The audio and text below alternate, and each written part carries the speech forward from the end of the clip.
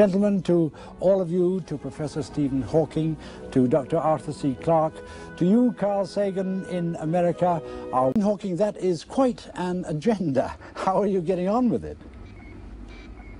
Let me just explain that what happens when Professor Hawking wishes to speak. He lost his voice a couple of years ago and now has to use a voice synthesizer, and he can control a squeeze box in his hand, and on the VDU screen on the arm of his chair he's got a vocabulary which scrolls through and he can pick out. In the last 300 years we have discovered the laws that govern the universe in all but the most extreme conditions. I think there is a reasonable chance that we may find a complete set of laws by the end of the century if we don't blow ourselves up first. If we do find a complete unified theory, it will be a great triumph, not just for scientists, but for ordinary people as well. In time, the unified theory would be simplified and taught in schools, at least in outline. Then, everyone would have some idea of how the universe works. Well, that is, how did the universe start? With a Big Bang? We observe that distant galaxies are moving away from us. This means that they must have been closer together in the past. In fact, one can show that all the galaxies must have been on top of each other about 15 billion years ago. This was a real Big Bang, not a puny thing that took place on the stock exchange a couple of years ago. It was the beginning of the universe and of time itself. Anything that happened before the Big Bang could not affect what happened after. So we can neglect events before the Big Bang and say that time began at the Big Bang. After the Big Bang, we believe that the universe expanded in a very rapid, inflationary manner. Again, this inflation in the universe quite puts modern economic inflation in the shade. An increase of billions of percent in a tiny fraction of a second. Of course, that was before the present government.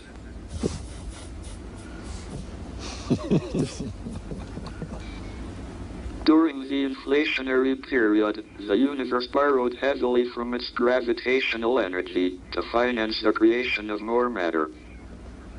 The result was a triumph for the economics of Keynes. A vigorous and expanding universe filled with material objects. The debt of gravitational energy will not have to be repaid until the end of the universe. Well, I'd like to stay with this basic with it. Now, one fascinating aspect that is raised is the question of time itself in the book. Now, we all think that we know what time is. It's a relentless march forward. But for the purposes of your argument, Stephen Hawking, you use a mathematical concept that you call imaginary time, which seems to be able to run backwards as well as forwards. In our theories, there are two kinds of time. There is what is called real time. This is a kind of time that is measured by a clock. The time that we feel passing, the time in which we grow older. Then there is imaginary time. Of course, imaginary time is an idea that science fiction writers, like Arthur, have used in their stories. But imaginary time is also a well-defined mathematical concept. It can be thought of as a direction of time that is at right angles to ordinary, real time, in a certain sense. The universe has a beginning in real time, at the Big Bang. And it may well have an end if it collapses to a big crunch. But in imaginary time, it has no beginning nor end.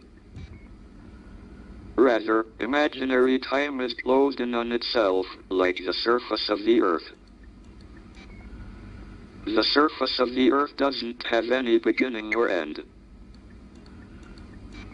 I know, because I have been round the world, and I didn't fall off.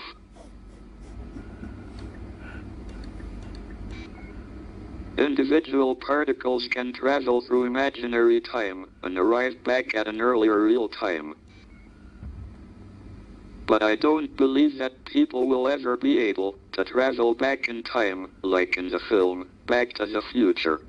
I'm going to come first, if I may, to you, Carl Sagan, because Stephen, this question, is the real universe also infinite in detail? I mean, we know we have molecules, atoms, electrons, protons, subatomic, right down to the quarks so far, but does it continue forever and ever, or is there a limit? Is there a basement to the real universe? Professor Hawking. We will discover new structures when look at the universe on smaller and smaller scales. But in the case of the universe, there seems to be a limiting scale.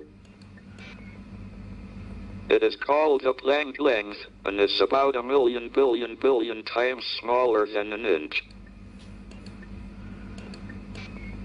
This means that there is a limit to how complex the universe can be.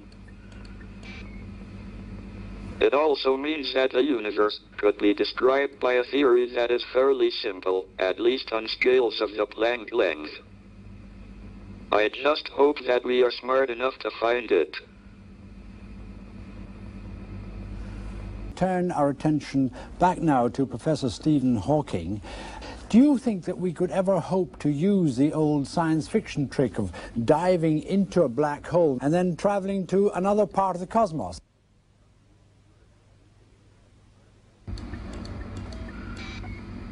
Some recent work indicates that particles that fall into a black hole can come out again from another black hole somewhere else in the universe.